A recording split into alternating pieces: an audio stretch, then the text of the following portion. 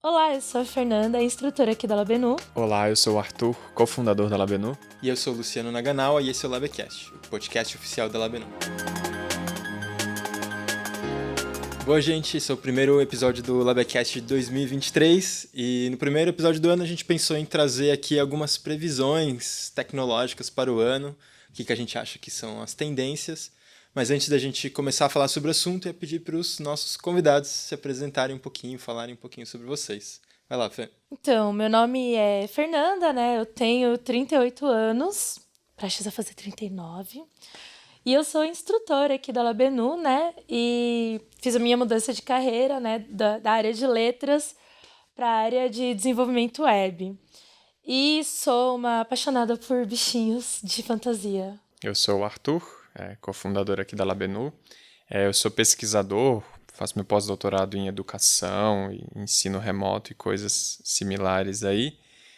Tenho uma trajetória lá na USP de pesquisa, ensino e outras coisas. Apaixonado por educação. Também gosto muito de tecnologia, eu acho que é por isso que me chamaram aqui também. Legal, gente. 2023 promete aí ser um ano de melhoria, sim, da parte econômica das empresas, e a tecnologia vai acompanhar um pouco isso. Principalmente amenizando um pouco os efeitos que a Covid teve, né, no mercado. O mercado de tecnologia sofreu um pouco menos com esse aspecto, como a gente sempre fala, mas tem uma previsão de que 2023 vai ser um ano um pouco mais tranquilo e a tecnologia vai acompanhar um pouco isso. A gente vai falar um pouquinho das tendências.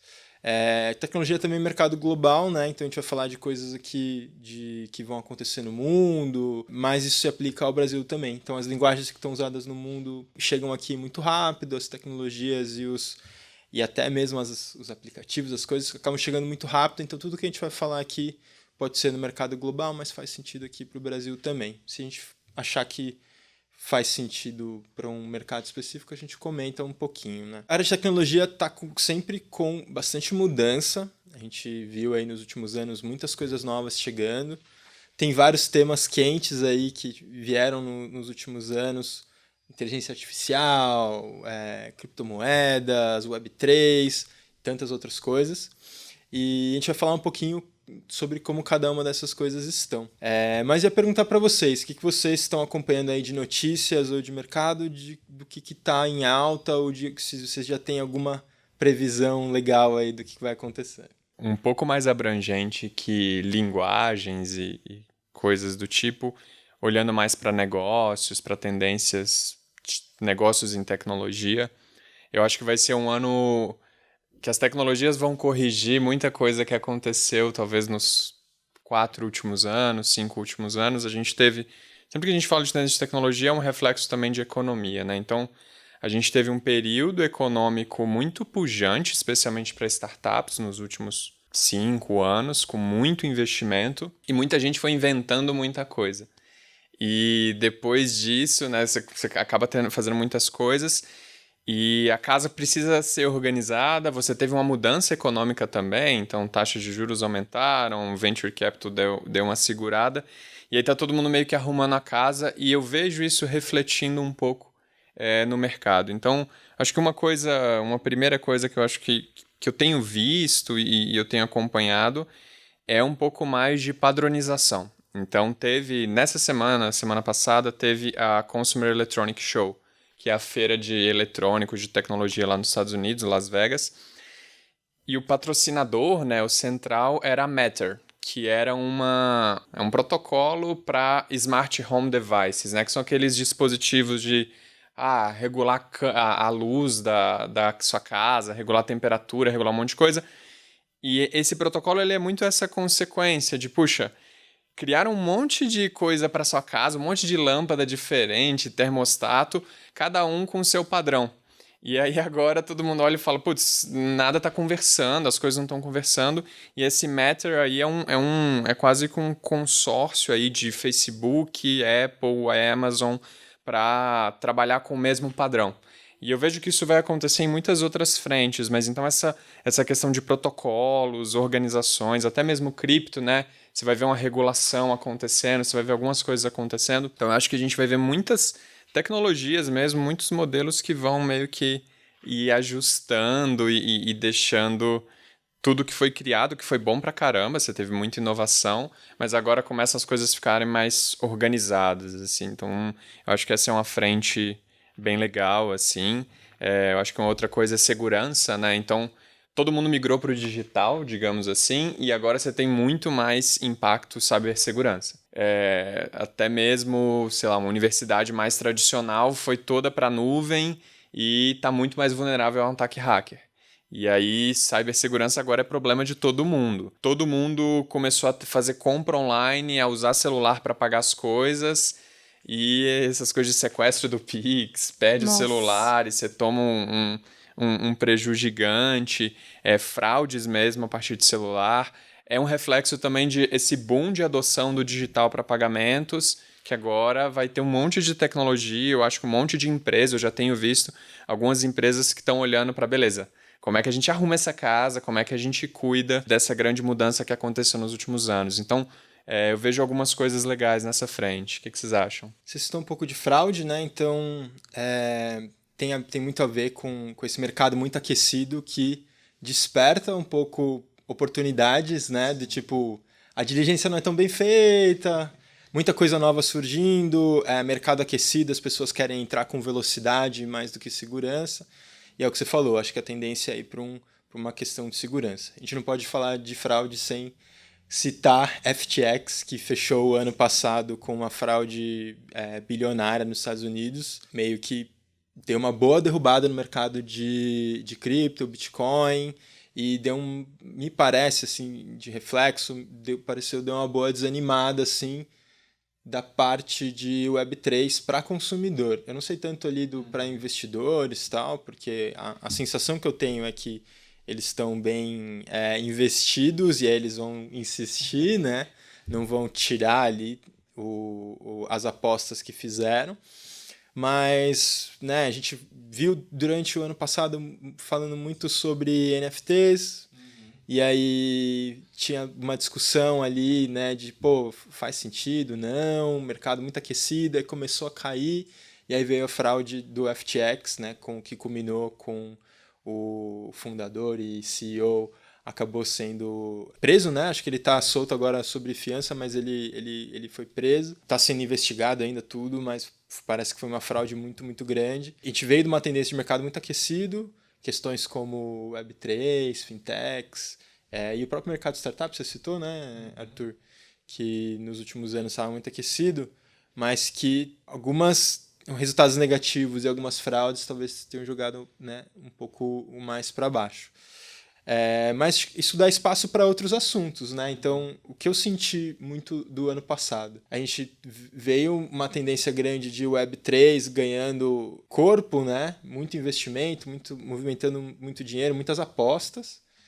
E aí no final do ano caiu com a questão do FTX. Por outro lado, no final do ano, ao longo do ano, inteligência artificial foi ganhando, assim, meio que ali por fora, né? Comendo por fora, foi ganhando um pouco de corpo, e aí no momento do FTX saiu mais ou menos ali o ChatGPT, que se despertou muito interesse, e acho que rolou uma troca de atenção no nível, assim, as pessoas que estavam olhando para a Web3 e estavam falando, putz, parece interessante, eu me decepcionei, agora podem falar, mas inteligência artificial talvez seja alguma outra coisa interessante do ponto de vista de tecnologia, de coisas que podem surgir, coisas que podem dar certo. Sim. E aí eu fiquei animado nesse sentido. Eu concordo. Eu acho que inteligência artificial... Eu acho que é um pouco do ciclo da hype, né? Inteligência artificial teve uma hype anterior, teve algum desânimo, porque é difícil você transformar em casos de uso práticos, e aí, de repente... Quem continuou tentando, quem continuou fazendo, está conseguindo ter casos de uso mais gritantes. Eu acho que o GPT, o chat GPT ali é um exemplo muito, muito legal. E eu acho que AI é um outro tema do ano, né? Eu acho que todo mundo deve ter pensado em AI quando falou, temos que falar de tendências. Sim, a gente vê a AI, né, tipo, em todos os lugares, assim, você tá no Instagram, tem todo mundo postou as fotos, né, gerada por inteligência. Lensa.ai. Mas todo mundo, né, foi, tipo, fotos postadas com inteligência artificial, que pega ali o seu jeito, pega ali as tendências que você sempre coloca ali, né, no Instagram e gera imagens ótimas, inclusive. Obrigada, AI. Até nessas coisas assim que parecem muito simples, né? E, tipo, a inteligência artificial tá entrando em todos esses caminhos, né? Tipo, tanto em coisas práticas da vida, como para diversão, né? Como para entretenimento, assim, tá tendo bastante. A parte de inteligência artificial, tenho acompanhado faz alguns anos, trabalhado um pouco isso também, e aí tinha uma certa dificuldade de entender, tá, como que isso vira alguma coisa para o usuário, né? Tipo, a gente sabe que por trás na infraestrutura, no back-end das coisas, tinha muita inteligência artificial sendo desenvolvida, sendo utilizada, algoritmos ali propondo coisas pra gente, mas isso muito em retaguarda. A gente não via tanto isso ali, né, no produto para consumidor. E aí a Lensa foi um ótimo caso de como utilizou um modelo open source, né, que é o Stable Diffusion, para criar um produto mesmo, né? E aí teve até algumas discussões de, precisamos de mais produtos utilizando inteligência artificial.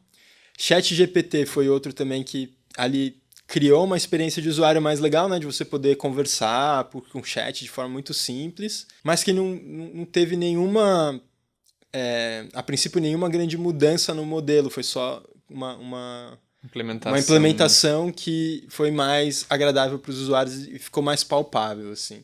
Eu acho que essa é uma tendência para a inteligência artificial, trazer as coisas mais para o consumidor, né? Então, a parte de tecnologia tá bem desenvolvida, tá bem robusta. A parte de produto, experiência, tá meio esquisito. Eu vi, acho que uma reportagem sobre inteligência artificial. É meio mórbido, mas usada, tipo, para você criar conversas com seus entes queridos, assim, sabe? Tipo, você... Que já foram. Que já foram. Você descarrega áudios e tal, o que ele gostava, não sei o quê, e aí a inteligência artificial pode gerar ali uma personalidade, sabe? Tipo, parecida pra, sei lá, toda vez que você vai nesse cemitério, um cemitério de tecnologias, assim, né? De tecnológico e tal. Você tem um totem que você pode conversar ali com o seu ente querido. Óbvio que com os nossos avós, né? É complicado fazer isso, porque eles não tinham áudios, vídeos gravados em quantidade suficiente para gerar essa memória, né? Esse jeitinho aí para a inteligência artificial detectar. Mas eu achei interessante, assim, que no futuro isso possa ser possível, né? A partir de agora. E eu acho que aí começam todas as implicações éticas, né? Sim. Então, eu lembro que teve um pouco disso. Acho que teve na primeira iteração do ChatGPT, teve um cara que, sei lá, quase que criou uma conversa com a esposa falecida e a pessoa entrou num processo de não atravessar o luto porque vira aquele filme, é o Her, né? Que é o Her, que a pessoa fica obcecada pela AI. E não só isso, né? Então, acho que foi o Lensa e outros estão tendo uns problemas de direitos autorais das imagens, né? Então, puxa, eles estão roubando dos artistas, não estão, tá gerando um super debate. Eu acho que foram nas escolas de Nova York, né? Que agora barraram as crianças de... Eu lembro que teve alguma coisa porque já tinham crianças ou jovens escrevendo a lição de casa pelo GPT. E aí, isso aí começa a criar implicações éticas gerais, assim. Então, puxa, e aí? A pessoa escreveu isso, não escreveu? Quem que vai validar que aquilo ali é propriedade intelectual ou não? Quem que vai validar que, sei lá, aquele texto é autoral para casos em que a pessoa está produzindo conhecimento? Eu acho que é interessante. Eu acho que é assim que a tecnologia progride, ela rompe umas barreiras, cria umas discussões éticas, e isso tem que se ajustar. E eu acho que a AI tem muito essa implicação. E eu acho que a implicação ética maior do AI é toda uma questão de substituição de pessoas, né? Então, eu acho que ainda está muito superficial, mas já vê alguma empresa que trocou o estagiário ou a estagiária de marketing pela inteligência artificial. Já tem umas primeiras notícias que começam, eu acho que é surfando na hype, mas começam a ter coisas assim. E a gente fala de, puxa, tá facilitando a vida. E facilitar a vida é resolver, às vezes é reduzir uma pessoa que estava ali fazendo um trabalho mais mais duro. E aí eu acho que tanto o AI quanto o no-code tem essa linha de facilitar a vida. E desse lado, para empresas, tem muita gente se beneficiando. Então, puxa, um time de marketing, antigamente o site da empresa era uma pessoa desenvolvedora que ficava ali dedicada, ficava cuidando. Hoje você já tem um no-code ali que resolve esse problema, que, puxa, eu já tenho um time de marketing com mais independência. Outras tarefas, seja de código ou similares, organização de dados, tanto AI quanto no-code já estão fazendo avançar e facilitando a vida. Então, vão ter muitas implicações, mas eu acho legal os avanços de AI e no-code para facilitar a vida também. Assim, eu acho que no-code, o Lu é fanzaço e eu acho que tem muita aplicação legal e permitir as pessoas a construírem coisas, né? Então, puxa, eu vi pessoa que está quase que aprendendo a programar usando o chat GPT. Então, meio que, puxa, me dá um código para fazer isso. E aí ele dá o código, eu comparo com o que eu tinha feito ou coisa assim, e eu vou meio que aprendendo. Então tem umas coisas legais de empoderar muita gente, permitir, por exemplo, o time de marketing a ter o site, permitir uma pessoa aprender, permitir muitas coisas. Eu acho que tanto AI quanto no-code são muito empoderadores, se eu puder usar essa palavra, assim. Todo desenvolvimento tecnológico tem esse, né, você pode criar mais valor com menos esforço, assim. Eu acho que a tendência natural das coisas é um pouco essa. A inteligência artificial veio aí muito forte e eu acho que os questionamentos, as dúvidas que surgem, vão roubar meu trabalho, e o direito da imagem, isso aqui, acho que ela vem porque de fato tá fazendo um barulho. Se fosse uma coisa à toa, ninguém ia ligar, sabe? Pô, não tinha deepfake que faziam, aí o pessoal reclama, aí fica por isso mesmo e tal. Acho que toda vez que de fato tem um incômodo maior, significa que de fato tá tendo uma mudança maior. Você falou, né? Tipo, qualquer mudança traz um pouquinho de incômodo, desrompe um pouco as coisas. Mas acho que depois, na minha opinião, assim, muitas coisas vão se acertando. Mas sim, a gente vai poder entregar mais coisa de tecnologia com o no-code, com a inteligência artificial. A gente falou muito, né, de tendências de produtos, tecnologias que vão se desenvolver, mas tudo isso ainda vai precisar de muita gente programando, né? Então a gente falou de inteligência artificial, no-code, é contra-intuitivo, mas alguém tem que programar a plataforma no-code para alguém poder usar sem programar. E a gente falou de Web3, tudo isso. E então a gente precisa saber quais são as linguagens, né? Qual que vai ser a tendência para as linguagens. A gente falou muito de inteligência artificial, acho que Python deve estar bem, então, aí na fita. Cara, Python tá benzão na fita, inclusive, né? Ele tá sendo considerado, né, terceiro ano, acho que no top 3 de linguagem de desenvolvedores mais procuradas, assim, né, para aprender. Cara, ele é uma tendência aí que tá vindo forte, né? Que já é, o terceiro ano consecutivo que ele tá nessa lista. Então, acho que ele vai continuar aí por um bom tempo ainda, né? Mas também a gente não pode esquecer do nosso queridinho JavaScript, que tá há muitos anos, né? Sendo usado junto com CSS, HTML, que é o que a gente ensina, né, na Lavenu também, o JavaScript.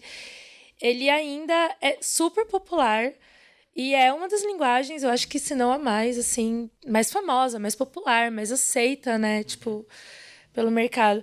E assim, eu sei um pouquinho de Python, eu sei um pouquinho de JavaScript e se você sabe dá para passar para o outro tranquilamente. Se você sabe JavaScript, fica bem mais fácil aprender Python e vice-versa, assim, sabe?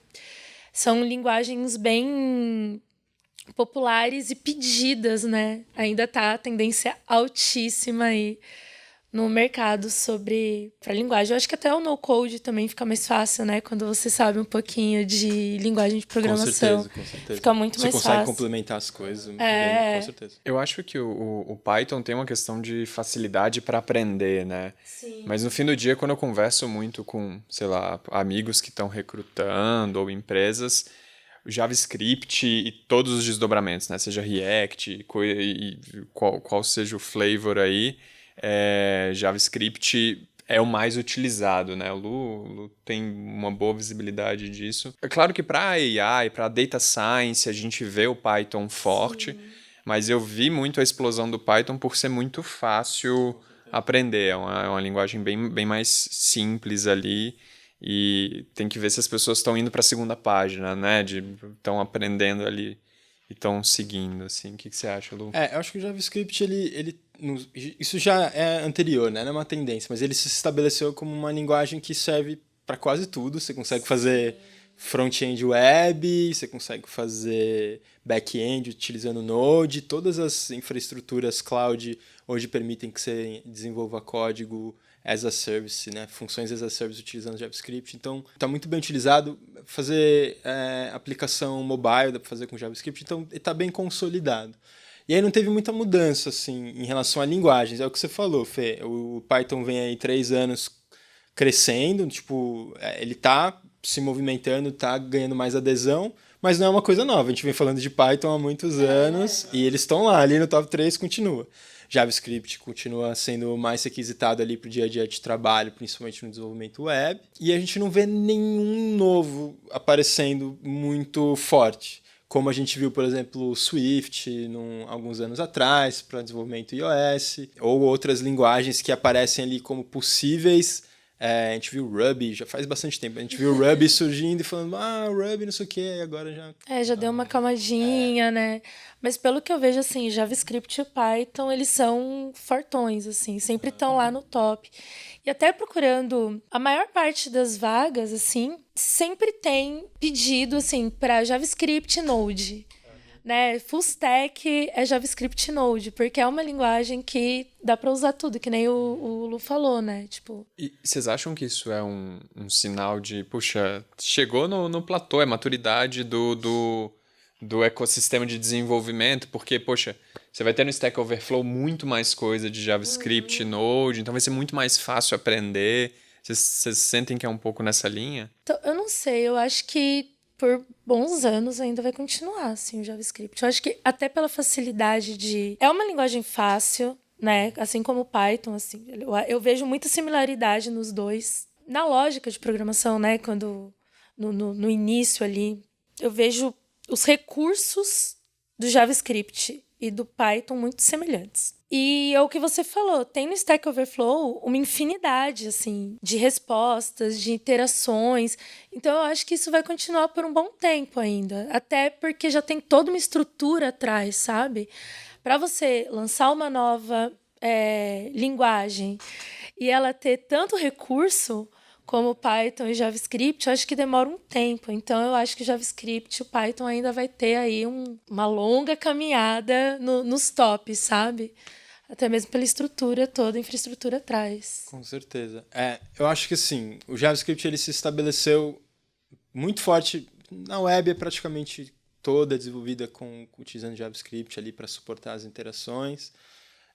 E ele foi se estabelecendo em lugares, né? Então você consegue desenvolver utilizando Node. Eu falei um pouco de algumas funções de back-end que você pode que tem disponibilidade de você fazer isso utilizando JavaScript. Então ele ganhou um lugar de estar bem estabelecido. Por ser utilizado em vários lugares, facilita. Porque você aprende uma linguagem, usa em vários lugares, fica mais fácil. Quando você pede para um desenvolvedor fazer alguma coisa, é mais simples. É difícil ver uma pessoa que programa hoje que não topa fazer alguma coisa em JavaScript e tal, assim. Então eu acho que ele está num lugar tem muita coisa feita, ele ocupou seu espaço e é difícil tirar ele dali, principalmente na web. Porque na literatura de inovação, por exemplo, você fala muito de design dominante, que foi o pendrive, plataforma de alguns carros, que cara, depois que a indústria toda adota, tá todo mundo, todos os fornecedores, tá todo mundo gravitando em torno daquilo. Então, puxa, eu já coloco na minha vaga a descrição para JavaScript porque eu sei que tem mais gente. Mais pessoas vão aprender JavaScript porque vão saber que tem mais vaga. E puxa, o conhecimento ele vai sendo aperfeiçoado ao passo que cada vez mais gente vai usando, vai criando biblioteca, vai fazendo isso, vai fazendo aquilo. Sim. Então acaba que chega num ponto de design dominante que, cara, não faz sentido eu apostar num outro formato porque eu tô brigando com a indústria. Eu tô brigando com toda a rede que foi construída, assim. Então, VHS, tem muita coisa que foi isso, cara. A indústria aceitou, então segue o jogo, vai ser isso, assim. Acho que é meio essa situação do JavaScript. Tem muito legado e legado não tão antigo, legado aí de poucos anos que foi feito em JavaScript, então pode se aproveitar. O React ajuda bastante porque você cria ali uma camada de um framework muito importante no desenvolvimento de plataformas de front-end web, principalmente, que depende bastante do JavaScript. E aí eu acho que é até mais difícil mudar o framework do que talvez mudar a linguagem, assim, talvez posso estar errado, mas é isso. Acho que o pessoal, principalmente o desenvolvimento de front-end, depende bastante do React. É porque é um framework que a forma que trabalha, muita coisa já está pronta nesse sentido, tem design system, componente já prontinho utilizando o React, mais fácil continuar utilizando. E eu acho que, tipo, até outros frameworks também usam JavaScript. Tipo, tipo, muda o framework e não muda o JavaScript, assim. Tipo, então eu acho que é isso que você falou, tipo, é pesado mudar, é pesado tirar ele de jogo, sabe? Tipo, imagina, tirar o Messi do jogo. Tipo, cara, tá ali, tá tudo dependendo do rapaz ali na Argentina. Bom, só um comentário que apesar dessas linguagens que a gente citou serem as mais dominantes, tecnologia sempre vai ter uma boa distribuição, tem usos específicos, né? Então fintech tem usado linguagens específicas, Clojure bastante tem visto. Cada empresa, cada situação vai exigir ou vai dar prioridade para uma linguagem, mas o que a gente está falando é de volume mesmo, né? Grande parte das pessoas vão estar usando essas duas que a gente citou com mais frequência. Sim, aí tem outras também, né? Que tipo, eu vejo muito falar sobre a Go, que é uma linguagem de código aberto do Google. E aí, o bom de aprender é, assim, construção de aplicativos, com necessidade de interconexão com a própria Google, né? Porque a Google também, ela fez um império, né? Ela deixou a gente super dependente dela. E aí tem essas outras linguagens aí, como a Go. Pode ser uma tendência, de repente, para quem quer fazer essa interconexão com os recursos da Google, né? Vocês acham que vai ter algum movimento de interoperabilidade, de, puxa, protocolos, alguns combinados, ou... Cara, da parte de programação, a maioria das coisas é bem interconectada. As próprias clouds já permitem, é um pouquinho difícil, mas já você permite. Todos os sistemas que são desenvolvidos já são bem interoperáveis, assim. Você consegue mesclar desde frameworks, sistemas com arquiteturas diferentes, linguagens de programação diferentes, você consegue abstrair muita coisa. Então você conversa com uma API sem saber por trás se está programado, que linguagem que é. Então nesse aspecto, programação tem essa vantagem. É bem componentizado, abstrai bastante coisa, são boas práticas de programação, né? Que a gente aprende um pouquinho na Labenu também. Mas você abstrai muita coisa, permite ali conversa entre sistemas utilizando protocolos de comunicação simples. E acho que continua essa tendência, assim, sabe? E uma curiosidade, né? Eu acho que, se é para falar de tendência, um nome que a gente não pode deixar de falar é Microsoft, que ela tá aí. Ela tem o GitHub, ela tem o VS Code, e ela agora tá colocando aí uma fortuna na OpenAI, que é do ChatGPT, que tá desenvolvendo tudo isso. E Microsoft tá criando muitos braços aí. GitHub tem o Copilot, né? VS Code talvez pode ter muita inteligência embutida, às vezes até para fazer tradução dos códigos, fazer alguma movimentação. Como é que vocês estão enxergando a Microsoft? Você falou de Google, e como é que vocês estão enxergando a Microsoft sendo um player tão dominante e que foi se tornando silenciosamente, foi pegando uma coisa, pegando outra, e já está virando aí um grande reinado aí. Como é que vocês estão enxergando? Eu acho que a história é muito legal, né? Do ressurgimento da Microsoft, de ter sido completamente dominante na época de Bill Gates, e aí depois virou do tipo, errou em tudo, parecia que errava em tudo, e agora está voltando. É uma história muito interessante do ponto de vista de mercado, empreendedorismo. Tem até um livro do Satya Nadella, Hit Refresh, eu nem sei se está traduzido, mas que conta o Satya Nadella fazendo isso. É muito legal. Ele escreve ele mesmo. Que ele escreveu público, mas ele escreveu muito para os funcionários também.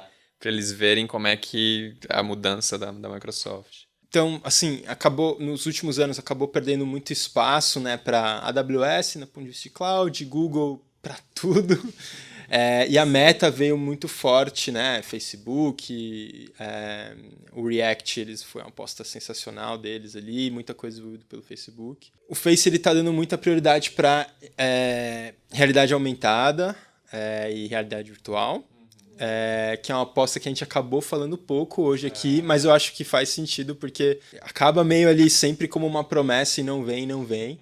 Assim, se tem uma previsão que a gente pode fazer é que o Facebook investiu e vai continuar investindo muito em realidade virtual, mas não dá para saber se isso vai dar em alguma coisa.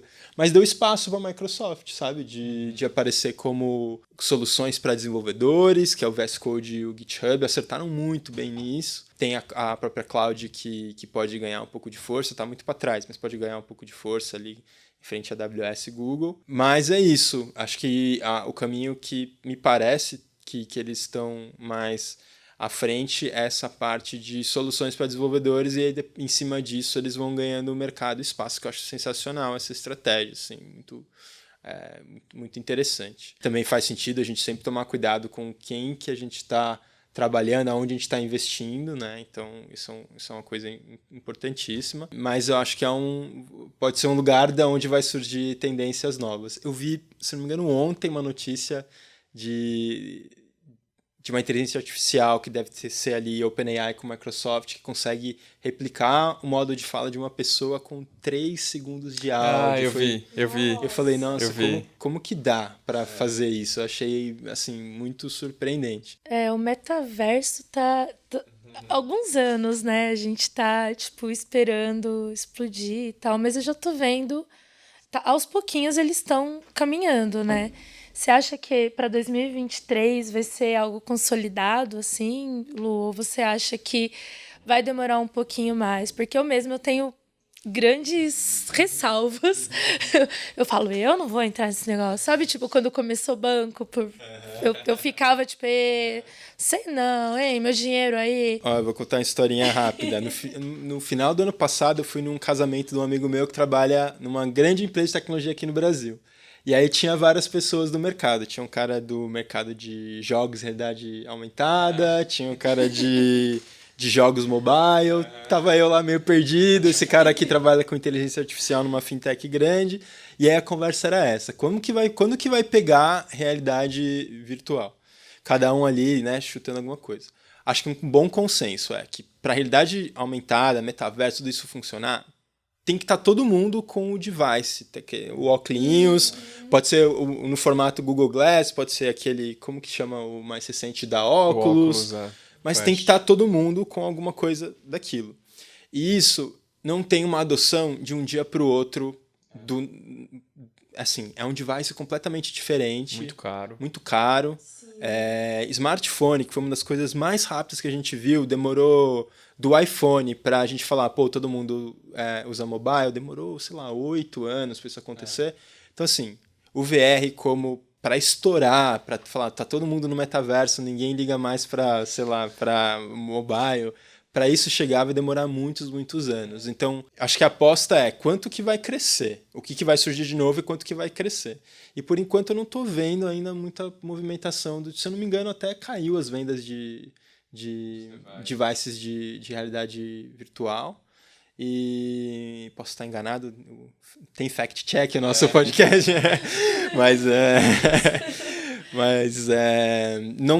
não está crescendo vertiginosamente. Então, assim, não vai ser uma coisa que vai esse ano surgir, porque precisa ter device. Eu vi tentativas do metaverso sem o device, né? Tipo, no computador ali, então todo mundo na sala de reunião com um avatar. Eu posso estar sendo muito preconceituoso, mas eu achei muito bobeira, assim, eu achei, putz, foi mal, não vai ser colocar perninha na galera, bracinho, sei lá, que vai criar isso. Eu acho que é realmente quando você tiver essa imersão, assim. E aí eu vejo, é o que o Lu falou, a adoção ela deve levar alguns anos. Eu já vi alguns casos que deram relativamente certo, então eu tive ex-alunos que criaram o uso do óculos ali para ensino de medicina.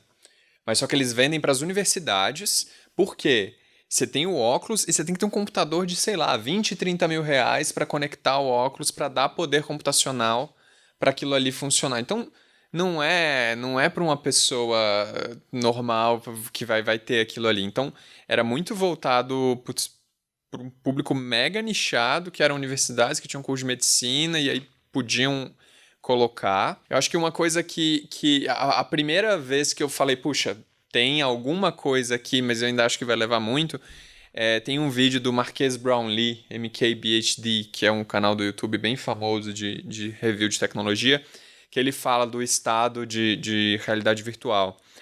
E aí ele mostra um workflow de trabalho utilizando a realidade virtual. Então ele como um editor de vídeo com um monte de tela na realidade virtual ali, com um teclado e um monte de coisa, que são os periféricos que a gente acaba comprando. Se você tem dinheiro infinito, você tem uma sala inteira de periféricos para fazer uma edição, até para dev, né? Então, se eu tenho aqui dinheiro infinito, eu vou ter um monte de monitor, eu vou ter os teclados gamers, eu vou ter... E aí, às vezes, você reduzir esse custo pro óculos pode ter alguma implicação em adoção. Então, eu acho que isso foi uma coisa que eu vi numa entrevista do Mark Zuckerberg.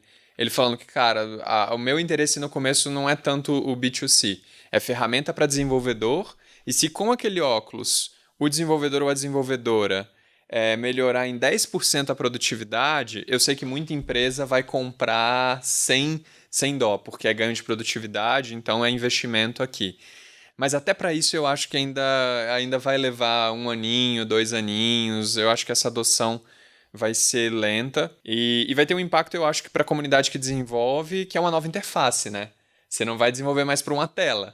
Agora você está desenvolvendo para um espaço. Como é que vai ser, como é que vai ser a arquitetura ali? Vocês já usaram óculos, essas coisas? Já.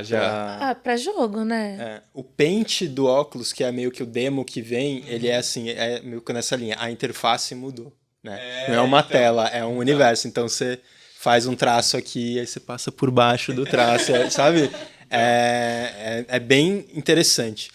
Acho que o que eu sou mais cético em relação à realidade virtual tem a ver um pouco com grandes problemas que a imersão ainda tem.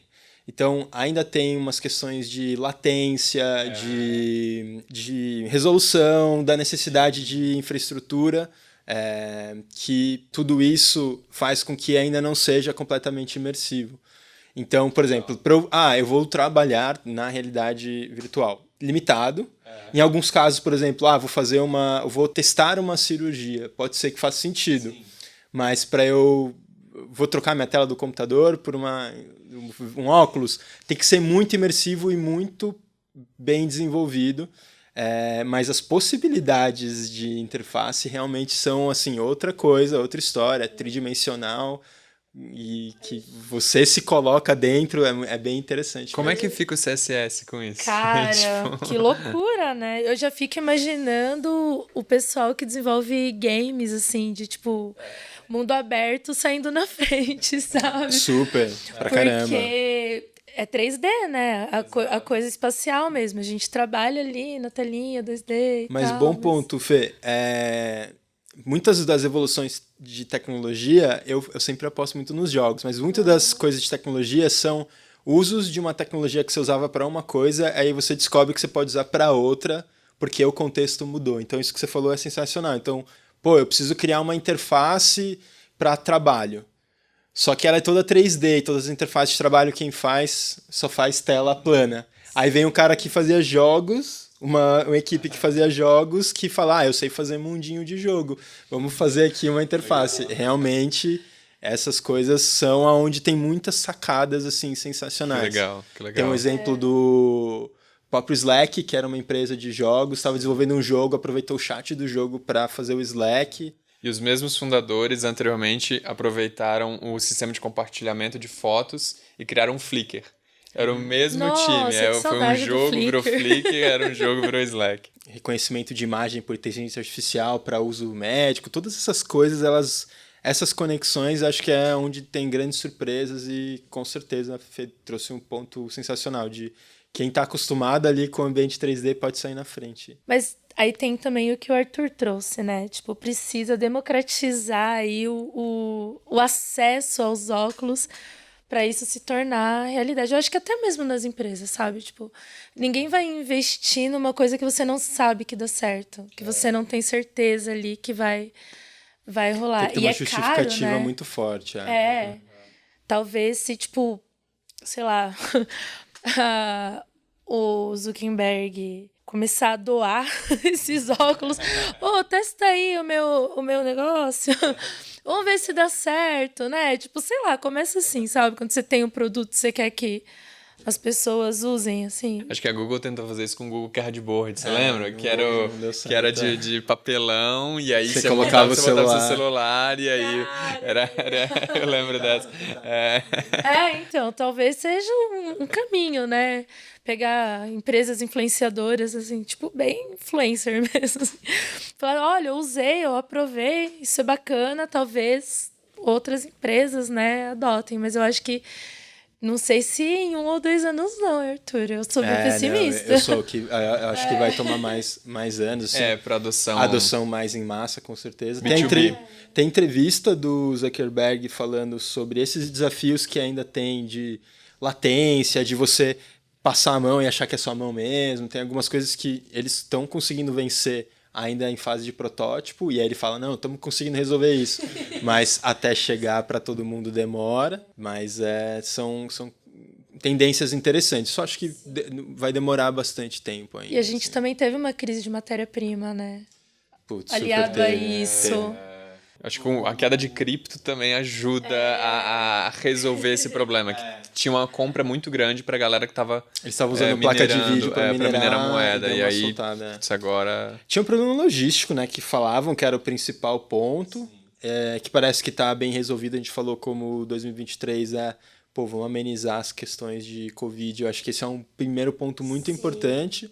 Eu vou dar um exemplo besta, mas no Natal de 2021 você não conseguia comprar um PS5, porque faltava peça, não chegava tal. E aí eu vi um review que 2022 você vai na loja, tá lá na prateleira, você consegue comprar. Então assim, parece besteira, né? Mas uma mudança real, muito grande. real. As peças e os devices, as coisas estão disponíveis, você pode ir lá comprar. Isso já facilita muito qualquer desenvolvimento. Vou dar uma última coisa que eu acho que é uma tendência ruim, que eu fiquei chateado, que era uma coisa que eu apostava muito, que era você fazer coisas processamento na nuvem e você usar o seu computador, o seu device apenas como como posso dizer, um monitor do que está sendo processado na nuvem.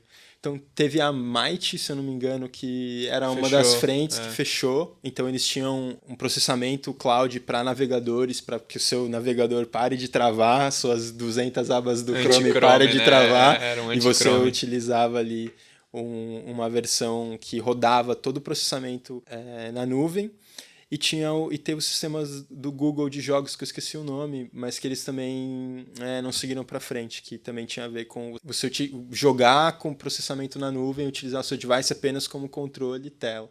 E também não foi para frente, parece. E aí eu acho que vamos falar da Microsoft, né? Se tem uma coisa que a Microsoft faz bem, é facilitar o acesso a essas tecnologias, né? Você clica o botão, você fala next, next, next, next, tá lá tudo instalado. E talvez...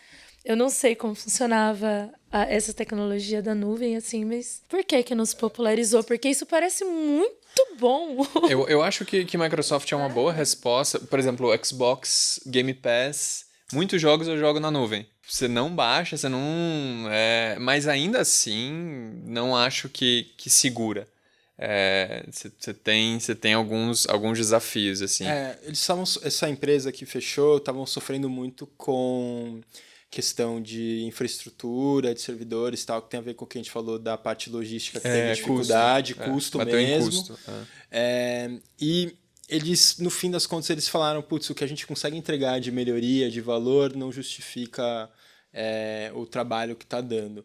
Então parece uma ideia interessante, para mim fazia muito sentido e parecia que estava indo bem, mas a gente teve essas duas más notícias no ano passado, e então talvez seja uma coisa do tipo, tá, esse modelo parece que não está dando tão certo agora, pode ser que em outro momento vire. E isso ia democratizar muita coisa, né? Pra caramba. Puxa, Sim, ia cara. permitir que Porque- todo mundo com uma tela e internet... Pra caramba. Sim, eu que tinha o meu positivo, poxa, eu não consegui fazer o curso, sabe, da Labenu. Eu precisei pegar o computador do meu irmão para fazer o curso da Labenu, assim, mas, pô, isso aí já ia me ajudar bastante, né, tipo, parece uma ideia incrível, incrível mesmo, a pena. Por essas que eu continuo apostando na Microsoft, né? Então, puxa, se ela coloca isso num layer dentro do VS Code terceiriza Pra isso, parte de não usa a desenvolvimento. capacidade do computador, que aí é bem menos gráfico, né? Muito mais processamento puro ali. Talvez... eu acho que a Microsoft ela costurou muitos pontos legais, assim. Então, tem gente que tá falando que o Microsoft Edge, que é o navegador, hoje está melhor que o Chrome. Eu truco muito, mas leitura de PDF você consegue marcar, fazer tudo no próprio navegador da Microsoft. Parece que o Bing vai ganhar, o OpenAI vai ser embutido no Bing ali. Então, às vezes, costurando todas as pontas, a Microsoft vai conseguir uns saltos legais, mas... Acho que é bem promissor mesmo da gente ter umas surpresas, assim, né? Bem legal. Última coisa que eu queria perguntar para vocês. Então a gente falou rapidinho de redes sociais, falou, né, de meta e tal. Acho que os últimos anos teve um novo player grande aí, né? TikTok entrando, que vem empresa chinesa, né? Ganhando muito espaço e continua ganhando espaço, principalmente com um público mais jovem. Vocês veem alguma coisa, tanto do ponto de vista de rede social, de uso, alguma coisa diferente, alguma tendência, alguma previsão, mas também eu acho que o aspecto de ter super apps e experiências que vêm de outros lugares e não necessariamente só das big techs que a gente está acostumado, que a gente falou tanto, a gente falou muito das big techs tradicionais e a gente acabou falando um pouco de coisas de China e outros que podem vir de outros lugares. Boa. Eu passei um período na China, eu vivi um pouco coisas lá, e o WeChat lá é um negócio que é um super app que a gente não tem aqui, né? Você não tem um aplicativo que ele é comunicador, gaming, compra, ele é a internet. Então eu lembro que eu não conseguia entrar no site de alguns lugares porque era um QR Code dentro do WeChat, eu lembro que me levava para um buraco que era tudo em chinês. Então, eu acho que super apps é um fenômeno que ainda pode vir a acontecer no Ocidente, digamos assim, e eu acho que o WeChat é uma baita de uma referência. Sobre TikTok, eu acho que ele tem uma fragilidade por regulação, eu sinto que vai ter um banimento a qualquer momento, e aí, putz, vai ter, não sei, eu acho que o YouTube está se preparando para esse momento com shorts lá. Mas uma novidade de aplicativo que eu vejo, que eu acho que seria legal, eu não sei se vocês já viram o Gas App do Nikita, que era um cara que já vendeu pro Facebook. Ele é um aplicativo baseado somente em elogios. Então é meio que uma rede social que surge uma pergunta do tipo: quem é a melhor pessoa em matemática da sua rede? E aí você escolhe lá, e aí a pessoa recebe a notificação que foi eleita. E é super bem feito. E o cara é um fundador impecável em aplicativo para consumidor final. Ele tá estourando, ele tá batendo TikTok em algum nível nos Estados Unidos. E eu acho que isso é legal, assim. É um olhar mais good vibes para as coisas, um olhar mais baseado em, elogio e outras coisas. É bacana, mas não é o peso de um super app, né? Um super app, eu acho que é um fenômeno para acontecer e que... Você acha que vai ter Eu acho que... Eu estranho o WhatsApp não ter se tornado, porque era muito fácil. Porque o WhatsApp é um fenômeno meio que de país em desenvolvimento, né? Não é tão forte nos Estados Unidos. E eu não sei se foi por isso. Mas é muito estranho que não tenha surgido. Eu acho que tem que surgir. Tem que surgir, é complicado, mas deveria surgir. O WhatsApp já tá tentando, né? Ele tem como fazer pagamento ali por ele. Ele colocou várias coisinhas, né? Tipo, esses dias surgiu uma atualização que eu achei incrível no WhatsApp, que é uma coisa que eu adoro, que é... Enquete? Enquete. Eu amo enquete. Mas eu acho que ele já tá... Ele vai aos pouquinhos, né? E com a Meta aí, com o Zuckerberg tendo comprado, né? Talvez seja uma intenção dele. É por isso que eu achei demorado. Eu acho que ele tá investindo muito na Meta. Ou então eu acho que ele tá tentando embutir isso no Instagram, né? Que eu não uso tanto o Instagram, mas eu acho que o chat do Instagram pode ser um caminho. Eu realmente não sei. Olha, sinceramente, todas da Meta, tirando o Facebook, acho que o Facebook foi o mais representativo de super app, assim. Onde você tinha maior quantidade de coisa ali e que não foi pra frente. Infelizmente, tá decaindo pra caramba e eu acho que a tendência é continuar caindo. Mas todos esses aplicativos que a gente vê, os principais, WhatsApp, Instagram, o Facebook tinha bastante coisa, mas acabou que tá em desuso. Mas eles não têm muita feature. Comparado com o WeChat, por exemplo, que você faz tudo, você vive, você resolve toda a sua vida, paga, joga, faz tudo ali. Você deve pagar o aluguel no WeChat. É tudo por lá, tipo, eles saltaram o cartão, dinheiro ou o WeChat, né, o QR Code. Caramba. Não, acho que demora, acho que a gente acho que não tem essa cultura dessa aposta. Acho que um ponto é a questão do WhatsApp, que poderia se posicionar ali como o WeChat, ser mais popular. Brasil, Índia, né, principalmente. Então fica meio de lado para uma empresa que é muito focada ali no americano, principalmente, né? O que eu via que tinha um horizonte de super app no Brasil eram os aplicativos iFood, Log e outros que estavam querendo, né? iFood e Rappi. Eles estavam querendo ser o super app. Eles sempre prometiam, vai poder comprar passagem, vai poder comprar isso. Ainda não uso como. Talvez eles tenham se tornado e eu tô atrasado, mas ainda não tão dominando. Acho que no caso do Rappi deu até passos para trás, né? De você poder fazer algumas coisas e não poder. Mas eu queria perguntar uma coisa para vocês. Eu tô pensando em fazer uma segunda faculdade agora em tecnologia, né? Deixar a FEFELESH, deixar a venda de miçangas na praia. Só que aí eu fiquei pensando, tipo, entre ciência de dados e segurança da informação. Acho que são duas coisas que estão bombando aí, né? O que vocês acham que tem menos possibilidade de ser substituído por uma inteligência artificial e que tem mais durabilidade do ser humano ali por trás?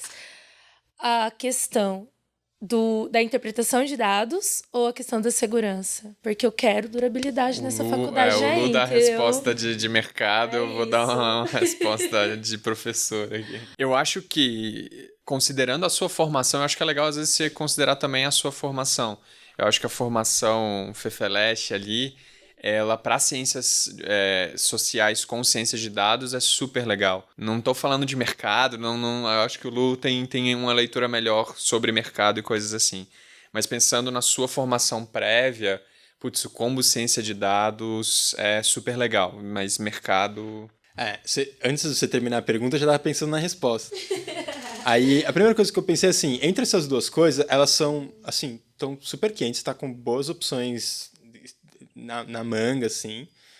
Tem mercado para as duas, são muito interessantes. A primeira coisa que eu ia falar, ver o que tem mais a ver com você, e aí eu já respondendo a pergunta que eu mesmo fiz, eu pensei, Fê, acho que ciência de dados tem mais a ver com você, segurança é super legal, mas é uma coisa mais ali de você, cara, ficar ou olhando muita hardware, muita coisa mais baixo nível, de ficar olhando computador mesmo. Tem a parte social também, que é legal, de segurança, que é interessante, mas eu acho que ele é um trabalho um pouco mais frio e tal, e acho que ciência de dados tinha mais a ver com você, que você pode especializar em montar relatório, né, de análise de dados, tem um monte de coisa, eu acho que até mais amplo para mim, assim, né.